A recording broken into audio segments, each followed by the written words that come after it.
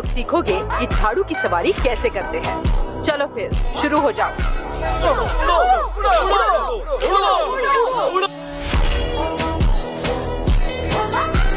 उड़ो। क्यों ना हमारे बीच एक रेस हो जाए। जो भी ये रेस हारेगा वो जब तक यहाँ है उसे जीतने वाले की हर बात माननी पड़ेगी। मंजूर है? मंजूर है। बेवकूफ। दूसरे स्टूडेंट्स अभी तक सीख रहे हैं, पर मैं स्कूल के टाइम से ही झाड़ू की सवारी करता आ रहा हूँ। मुझे हराना इसके लिए नामुमकिन है। झाड़ू की सवारी करना इसे आता भी है? सभी स्टूडेंट्स तैयार हो जाओ। रेडी गो। ये क्या? ये तो कमाल की स्पीड है। इसने तो नया रिकॉर्ड बना दिया है, एक नया वर्ल्ड रिकॉर्ड। आखिर ये इसने किया कैसे? क्या तुमने वो देखा?